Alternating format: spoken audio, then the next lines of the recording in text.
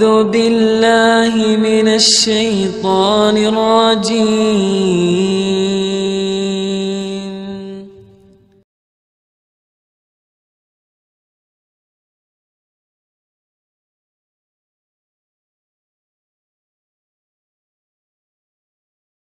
Assalamualaikum warahmatullahi wabarakatuh. Bismillahirrahmanirrahim. Tabarakalladzi nazzalal furqana ala 'abdihi liyakuna lil 'alamina nadhira. Allahumma shalli wa sallim ala sayyidina Maulana Muhammadin wa ala alihi wa sahbihi ajmain. Amma ba'du. Yang sangat saya hormati semua pengurus wilayah Nahdlatul Ulama Jawa Tengah, wabil khusus Ki Haji Ubaidillah Sodaqoh, teman saya juga guru saya, putra guru saya Ki Haji Abdul Ghafur Maimun. Saya mau cerita sedikit tentang sanad ya. Jadi buyut saya kandung itu namanya itu Hafsah. Jadi buyut saya kandung itu namanya Hafsah. Itu lahir di Damaran. Damaran itu belakang imaman Masjid Kudus. Hanya sekitar 30 meter dari imaman Masjid Kudus. Itu punya bapak namanya Maksum, punya bapak namanya Soleh. Soleh itu bin Kiai Haji Asnawi Sepuh. Nah yang Mbah Soleh saya itu, saya generasi ke-7 dari Mbah Soleh itu. Jadi pas ke-7, kalau ke-8 itu sudah kata orang-orang kaya gitu. Kenapa kamu miskin? Generasi ke-8 katanya. Jadi Mbah Soleh Darat itu orang Jepara, orang Mayong tuh. Itu dulu ngajinya diantaranya di buyut saya di Mbah Soleh bin Raden Asnawi Sepuh. Raden Asnawi Sepuh itu cucu dari Mbah Mutamakin.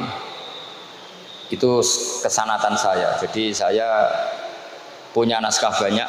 Tadi Gus Nurul tak kasih tahu. Ini diantara contoh naskah Mbah Soleh Darat. Saya punya banyak, mulai Hikam sampai Jawahirut Tauhid, terus beberapa tulisan-tulisan beliau itu masih di lemari buyut saya di Pondok Damaran. Terus buyut-buyut saya itu juga yang diantaranya ada yang nikah di keluarga Gedungan, dan itu sebagian melahirkan Pak Said Akil. Jadi buyut-buyut Pak Said itu adiknya buyut saya. Tapi kalau saya dengan beliau itu sepuh beliau. Jadi kalau saya manggil Pak Said itu kira-kira kalau nggak paman ya mbah. Kenapa saya cerita ini? Karena di antara ikatan sanad itu zuriyatam ba'duha min ba'd. Ada keterikatan cara berpikir berdasar sanad. Tadi seperti yang dikatakan moderator, laulal isnadu laqala man sa'a ma sa'a. Andai kan tidak ada sanad, maka orang akan berpikir agama sesuai maunya. Dan itu bahaya sekali, karena agama ini riwayat seperti tadi yang dikatakan inna hadzal ilma dinun fanzuru amman ta'khuduna dinakum. Saya punya sekian contoh cara berpikir sanad dan cara berpikir rasional. Di akhir Ihya itu ada cerita tentang rojak. Dan ini pasti di luar dugaan sampean. Karena sanad itu cara berpikir itu ya ikut saja. Yaitu ada dua orang ahli neraka dipanggil Allah. Dipanggil Allah dalam keadaan di borgol. Ditanya sama Allah, enak di neraka? Jawabannya pemuda itu ya, wah Gusti ya, di neraka kok enak, jelas gak enak. Ya sudah, kamu kembali lagi ke neraka.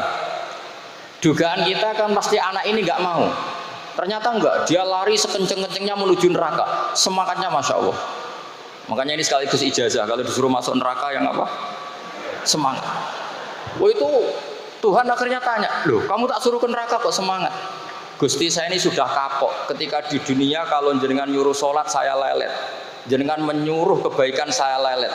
Sebagai bentuk kapok saya, jenengan menyuruh saya ke neraka saya semangat, supaya saya nurut. Barokahnya semangat menuju neraka, ya sudah di surga saja. Ya makanya ini nanti kalau kamu disuruh masuk neraka yang apa? Semangat. Karena kita di dunia itu ada di akhir Ihya. Artinya itu kan di luar dugaan kita. Cara berpikir seperti itu di luar dugaan kita. Akhirnya dia jadi ahli jannah. Cerita kedua ya masih di bab yang sama. Yang satu disuruh enak di neraka, ya enggak Gusti. Sudah kembali lagi ke neraka. Si orang ini tolah itu. Tolah. Terus ditanya sama Allah, kenapa tolah? Ya Allah, ketika engkau memanggil kami ke surga, saya tidak pernah ngira kalau akan engkau kembalikan lagi ke neraka. Ya sudah, kamu di surga saya karena khusnudzon sama saya. Ini berarti ada dua sanad. Lucunya sama-sama benar. Yang semangat ya benar, yang lelet juga benar. Maka kamu punya dua pilihan. Nanti kalau disuruh masuk neraka, bisa semangat, bisa apa? Lelet. Dan semuanya nanti di surga. Artinya begini, sanad itu apa ya? Enggak yang kita duga. Makanya saya mohon siapapun yang mencintai agama ini harus banyak baca. Jangan nuruti emosi, kemudian emosi itu di atas namakan agama. Di Sahih Muslim itu ada cerita, ini termasuk hadis pegangan kan Sahih Bukhari Muslim. Itu ada cerita seorang sujud sama Allah itu kan banget baiknya, sangat baik. Kemudian yang sujud ini diinjek oleh pemuda yang nakal. Diinjek. Ketika diinjek, yang sujud spontan ngomong begini. Fa wallahi la yaghfiru Allahu laka. Demi Allah, Allah tidak akan maafkan kamu. Di luar dugaan, tentu kalau nggak ada sanad, omongan ini normal karena nginjek orang apa? Sujud. Tapi di luar dugaan, Allah mewahyukan ke Nabi di zaman itu, disuruh bilang sama orang yang sujud itu, Allah ngendikan manggalladzi yata'alla alayya alla aghfira li fulan faqad ghafartu lahu wa ahbattu amalah. Siapa yang mencatut nama saya bahwa saya tidak bisa memaafkan orang yang nginjek, Allah tersinggung karena namanya dicabut. Saya ini Tuhan bisa menyiksa dan bisa mengampuni. Kenapa sifat saya jadi satu hanya menyiksa? Sifat ampunan saya di mana? Itu kalau nggak sanad tidak bisa. Saya ulang lagi, Allah itu apa? Zat yang bisa yaghfiru liman yasha wa yu'adzibu man yasha. Tapi orang yang sujud ini hanya mensifati Allah satu, yaitu Allah pasti menyiksa. Dan Allah tersinggung. Bagaimana mungkin saya Tuhan hanya berstatus bisa menyiksa, tidak bisa mengampuni. Akhirnya orang ini disalahkan, malah yang sujud tadi. Bilang ke orang itu, sujudnya saya hapus pahalanya, dan yang nginjek saya hapus dosanya. Tapi ya bukan berarti terus kamu boleh nginjek orang sujud, ya enggak. Artinya gini loh, saya hanya memperkuat moderator tadi, berpikir agama itu berdasar sanad. Kalau nuruti emosi, pasti kita akan setuju Allah tidak ngampuni yang menginjak. Tapi berdasar sanad, berapa orang yang dulu melukai Nabi, bahkan punya niat membunuh Nabi, akhirnya ditobati oleh Allah Subhanahu wa Ta'ala. Siapa yang nggak tahu cerita Suraqah, orang yang niatnya membunuh Nabi, ditobati Allah. Siapa yang nggak tahu cerita Khalid bin Walid, orang yang punya konsep untuk mengalahkan Nabi di perang Uhud, juga akhirnya masuk Islam dan diampuni Allah. Banyak lagi tokoh kafir yang dulu musuhi Nabi, akhirnya ditobati oleh Allah. Sehingga ketika Nabi sangat marah ya dengan mereka yang kafir, malah ada ayat turun laisa laka minal amri syai'un aw yatuba alaihim aw yu'adzibahum, bahwa wilayah mengampuni dan memaafkan itu wilayah Allah. Tentu kita secara syariat akan mengatakan yang nginjak itu salah, pasti itu. Kalau yang nginjak itu pasti salah, yang kafir pasti salah. Tapi jangan katakan kalau Allah tidak bisa menobati mereka. Lagi-lagi yang bisa mengertikan itu apa? Sanad. Kita ngaji di bab itu bahwa ada orang diinjak, ternyata Allah ketika yang sujud mengatakan wallahi la yaghfiru Allahu laka, demi Allah, Allah tidak akan maafkan kamu. Loh, mensifati Allah dengan satu sifat la yaghfiru itu Allah tersinggung karena Allah bisa yaghfir. Makanya ini penting sekali saya utarakan supaya kita ini bicara itu sesuai sanad. Karena andaikan tidak sanad, agama ini di logika, kemudian logika orang itu berbeda-beda. Maka kayak apa kacaunya agama ini? Terus yang ketiga, saya beri sekian contoh. Ini saya bawa kitab Hikam yang diterjemah oleh Mbah Soleh Darat. Saya dulu pernah ngaji Hikam sama abahnya Gus Zufur. Cara berpikir Abul Hasan Asyadzili misalnya. Umumnya orang itu kan kalau amal itu ingin diterima ya. Kalau sujud ingin diterima Allah, kalau sholat ingin diterima Allah. Dan kalau sangat ingin itu biasanya terus berlebihan. Saking berlebihannya terus nangis minta amalnya diterima gitu. Tapi efek negatifnya gini, jangan-jangan nggak diterima. Lalu kalau nggak diterima gunanya apa? Ini buruk sekali kalau mulai tanya sujud saya jangan-jangan nggak diterima. Kalau nggak diterima gunanya apa? Itu menurut Abul Hasan Asyadzili itu pertanyaan dari setan. Bagaimana mungkin kita pernah menyesal atau menyesali sujud yang pernah kita lakukan untuk Allah Subhanahu wa Ta'ala. Wong dadi kawulane Allah, wis dikai bumi, dikai oksigen, dikai rezeki, tahu sujud, bareng dikasih tahu Jibril, sujud kamu gak diterima. Wah, getun aku sujud be Allah. Masa sujud sama Allah getun. Maka kata Abul Hasan Asyadzili begini. Kafa bika jazaan an radiyaka laka ahlan. Cukup sebagai balasan dari Allah yang luar biasa, kamu ditakdir sujud. Woi, keren. Coba kalau kamu nanti ketemu Allah, ada orang yang sama sekali di bumi gak pernah sujud. Lalu kamu ketemu Allah sujud berkali-kali, kemudian dapat kabar kalau sujud kamu gak diterima. Pantas mana kira-kira? Pantas yang pernah sujud apa pantas yang gak pernah sujud? Pantas yang pernah sujud. Sehingga pikirannya Abul Hasan Asyadzili, sudahlah kamu bahagia saja karena kamu ditakdir pernah sujud. Itu satu anugerah Allah yang luar biasa. Kamu nggak perlu terganggu, diterima apa nggak diterima. Karena kalau kamu terganggu itu nanti lama-lama mengatakan apa gunanya sujud kalau tidak diterima. Dan itu setan menang kalau sudah ada pertanyaan apa gunanya sujud. Nah, makanya disebut min syarril waswasil khannas. Kata Abul Hasan Asyadzili, waswas di sini adalah setan ngeridu kamu supaya kamu ngeset semua ibadah kamu jangan-jangan kamu nggak diterima. Kemudian kamu menyesali semua ibadah yang pernah kamu lakukan. Betapa buruknya kita. Wong ngamal apik kok disesali. Makanya saya ini sebagai kiai itu termasuk kiai yang paling sukses saya. Betul. Karena perasaan saya itu sudah sukses dulu sebelum nyata sukses apa enggak ada penting. Saya sering motivasi santri yang hafalkan Quran 10 tahun enggak hafal-hafal. Nanti kalau ketemu Allah tetap keren. Pernah hafalkan kitab saya? Pernah Gusti. Hafal tidak. Tapi kan keren pernah menghafalkan. Daripada sampai ditanya, pernah ngapalkan Quran? Tidak. Kok hafal lagu dangdut? Nah, itu pusing sama jawabnya. Tapi kalau santri saya pernah ngapalkan, pernah Gusti. Di mana di Gus? Hafal enggak? Pede saja enggak. Tapi saya mencintai kitab engkau dan bukti cinta saya tak hafalkan. Cuma nasib tidak memihak saya Gusti, kan masih lumayan itu. Daripada ditanya, pernah ngapalkan Quran? Tidak Gusti. Jebule apal lagu dangdut, yang ibu-ibu apal harga cabai, naik turunnya harga berambang. Ini harga sembako hafal, tapi kalau Quran tidak hafal.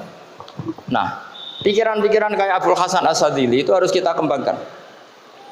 Makanya saya suka sekali ketika Mbah Mun yang sekarang diteruskan Gus Wafi meresmikan Thariqah Syadziliyah. Ya cerminannya kitab Hikam itu yang diterjemah Mbah Soleh Darat. Karena Hikam adalah murid Abul Abbas Al-Mursi. Beliau adalah murid Abul Hasan Asyadzili. Jadi gampangannya kalau sampai ingin tahu cara berpikir Abul Hasan Asyadzili itu ngaji Hikam. Karena Hikam itu cucu muridnya Abul Hasan Asyadzili.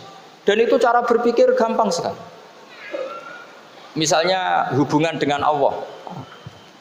Ilahi kullama akhrosani lu'mi antokoni karomuka. Ya Allah, ketika saya terbungkam oleh kesalahan-kesalahan saya, sampai saya ini merasa tidak pantas minta, tidak pantas memohon sama engkau karena dosa saya banyak. Tapi kata beliau antokoni karomuka. Tapi saya berani melafadzkan doa itu berdasar rahmat kamu tidak terbatas. Dan itu indah sekali kata-katanya. Ilahi kullama akhrosani lu'mi antokoni karomuka. Jadi kullama akhrosa sekirane bungkam bisokno ni ingsun apa lu'mi sifat elek ingsun antoko mongko dadekno iso ngucap ni ingsun apa karomuka sifat lomane jenengan. Dan itu dipraktekkan semua ulama. Ya nafsula taknati min zallatin azumat innal kaba'ira fil ghufrani kallamami. Jadi yang seperti yang dikatakan tadi Gus Ubaidillah tadi, ya sudah, kadang ada baron saya, ada Busiri, ya saya tidak tahu karena bacanya innal kaba'ira fil ghufrani kallamami la'alla rahmata rabbihi na yaqsimuha ta'ti ala hasabil isyani fil kisami. Itu ada orang terlalu fanatik kebaikan datang ke Abul Hasan Asyadzili gerutu karena dunia ini sudah kacau balau, banyak maksiat, banyak macam-macam. Apa jawabnya Abul Hasan Asyadzili? Man ahabba alla yusawahu fi ardi faqad ahabba alla tadhhara maghfiratu. Jadi malah dibalik. Kalau kamu ingin dunia ini steril, nggak ada apa-apa, berarti kamu tidak suka akan kelihatan maghfirahnya Allah. Jadi sanad-sanad seperti ini harus kita jaga. Meskipun tidak kita manfaatkan untuk kepentingan hadzun nafsi, tapi kita harus kita jaga. Jika kita jadi orang itu tidak terlalu sepaneng dengan pikiran kita bahwa maksiat itu pasti mendatangkan azab. Kok kamu katakan pasti, itu buktinya apa? Maksiat itu salah, kalau salah harus istighfar. Maksiat itu salah, tapi Allah bisa saja mentobati yang maksiat kemudian jadi orang baik. Karena Allah tetap bersifat yaghfiru liman yasha wa yu'adzibu may yasha. Kok kamu katakan pasti-pasti, itu sanadnya dari mana? Jadi ini pentingnya sanad ya. Jadi kita harus terus menjaga sanad ini supaya cara berpikir agama sesuai garis yang pernah ditulis oleh para ulama yang semua itu musalsal ila Rasulillah sallallahu alaihi wasallam. Terus ini mumpung ini di depan Gus Zofur, juga ini pernah tak baca di depan putra-putra beliau, di depan anak-anak. Ini nanti saya hadiahkan ke PWNU Jawa Tengah.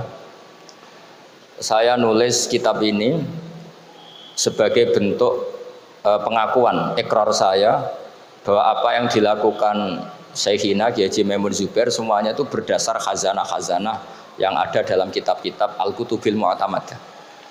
Di antaranya ini, kitab Khilyatul Auliya. Kitab Khilyatul Auliya itu kitab kesayangan Imam Ghazali.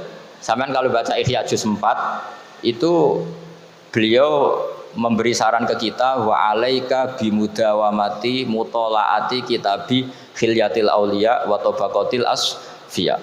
Karena Imam Ghazali fi manaqibil akhyar itu nginduk kitab Khilyatul Auliya karangannya Abu Nu'aim Al-Asfihani. Kalau di tasawuf beliau nginduk kitab namanya Qutil Qulub karangannya Abu Thalib Al-Makti. Kalau di fikih tentu beliau nginduk gurunya sendiri Imamul Haromen, yaitu Nihayatul Matlab fi Dirayatil Madhab. Ini saya beri contoh kenapa Mbah Mun, Kiai Ubaidillah, semua tokoh-tokoh NU cara perilaku itu santai, rileks tapi terarah. Ini saya beri contoh. Ini riwayat dari Sufyan bin Uyainah, termasuk gurunya Imam Syafi'i. Ini halaman Amit kesana tinggi Pak Kiai. Tak kasih. Yang pengurusan masa tabik. Halaman 24. Ya ini di halaman 24 saya terangkan An Sufyan bin Uyainah kana Isa wa Yahya alaihi wassalam ya'tiyanil qaryata fayas'alu Isa an syirari ahliha wa yas'alu Yahya an khiyari ahliha. Faqala lahu Yahya lima tanzilu ala syirarin nas qala innama ana tabibun udawil mardo. Ini di juz 7 halaman 323. Jadi mulai dulu ulama itu ada yang fokus ngelola orang-orang soleh, tapi ada juga yang mendokteri orang-orang yang macam-macam. Nabi Isa itu kalau di satu daerah tanya, di sini yang orang nakal-nakal di mana? Oh di situ. Terus beliau ke situ. Ditanya Nabi Yahya, kenapa ke situ? Saya ini nabi. Nabi itu biman zilatit tobib. Saya ini ibarat dokter. Tentu dokter itu yang menyembuhkan orang-orang yang sakit. Sehingga kiai-kiai kita itu ya kancanan orang soleh ya mau, bina orang fasik ya mau. Lah yang nggak boleh itu yang potensi katut fasik, itu nggak boleh itu. Jadi apa ya, supaya kita itu melihat sesuatu itu tidak seudon kiai kok berteman orang fasik. Saya berkali-kali bilang berteman orang fasik itu haram. Tapi kalau dibalik pertanyaannya, membina orang fasik hukumnya gimana? Baik, bisa membina kalau berteman, ya sudah dibolak-balik gitu. Tapi kalau dibalik berteman orang fasik menjadi fasik, ya jangan berteman kalau buatnya masih seperti itu. Ya terus saya teruskan ya. Sayyidina Umar itu terkenal orang yang sangat keras. Sayyidina Abu Bakar terkenal orang yang layyinal janib, orang yang sangat santun, sangat sopan. Tapi anehnya ketika Abu Bakar mau wafat, itu khilafah atau khalifah itu diwasiatkan supaya yang mimpin itu Umar. Padahal orangnya sangat keras. Tapi yang jarang diketahui publik adalah ngiranya Umar keras itu wataknya. Ternyata enggak. Di sini diterangkan Umar wataknya itu sebetulnya bisa memilih keras atau halus. Ini saya baca ya di halaman 25. Beliau ditanya oleh Abdurrahman bin Auf. Terus beliau menjawab, ya Abdurrahman, wallahi laqad lintu linnasi hatta khashituha fil lain. Tsumma staddattu alaihim hatta khashituha fis siddah. Fa'inal makhraj. Terus di sini saya terjemah, saya saat lunak juga takut sebab lunak bisa dianggap pembiaran, tapi saya juga takut Allah saat keras sebab keras jangan-jangan termasuk tanfir, orang lari dari kebenaran. Ya misalnya gini, sampean punya anak, putri atau punya ponakan pacaran gitu. Datang ke kamu sama cowoknya, kalau kamu lunak pasti ponakan kamu ngira, wong Pak D gak apa-apa. Padahal Pak D saya itu kiai, ternyata saya gak ditegur. Lunak itu punya akibat dianggap pembiaran terhadap maksiat. Ya. Tapi kalau kamu keras, wah nak nenggonku tak wantemi watu. Kan gak pernah ke kamu, bagaimana bina wong sowan saja gak berani. Artinya efeknya sama. Terlalu lunak ya punya efek tidak bisa bina, terlalu keras juga punya efek tidak bisa bina. Maka kata Sayyidina Umar, fawallahi laqad lintu linnas hatta khasyitu wa fillan. Artinya saat bersikap lunak saya takut Allah karena lunak bisa dianggap pembiaran terhadap maksiat. Summastatatu alaihim hatta khasyitu wa fisiddah. Ketika keras saya juga takut karena kalau terlalu keras bisa tanfir, bisa orang lari dari kiai, dari orang soleh. Makanya dalam guyonan-guyonan ulama itu ada preman jagongan di orang-orang fasik. Ditanya, kenapa kamu jagongan sama orang fasik? Kenapa ada jagongan sama orang soleh? Habis orang solehnya marah-marah terus, lah ini ramah. Makanya saya milih yang ramah saja. Itu meskipun guyonan, tapi pelajaran bagi kita. Karena ya memang Quran seperti itu. Walau kunta fadzan ghalidhal qalbi lan faddu min haulik fa bima rahmatin minallahi linta lahum. Terusnya itu. Jadi apa ya? Nah ini kalau nggak ada sanad nggak bisa. Nggak ada sanad nggak bisa. Pasti kita berpikir sesuai keinginan kita. Maka ada ancaman yang keras, man fassaral Qur'ana bi ra'yihi falyatabawa maq'adahu minan nar. Jadi saya mohon sanad-sanad seperti ini kayak yang dikatakan Umar tadi. Wallahi laqad lintu linnas hatta khasyitu wa fillan. Tsummastadattu alaihim hatta khasyitu wa fis syiddah. Jadi kita akui bahwa dalam lunak juga ada sekian problem, dalam keras juga ada sekian problem. Terus kita bikin satu metode, satu manhaj yang kira-kira ya sa'ighal lisyaribin atau yang lebih dikenal dengan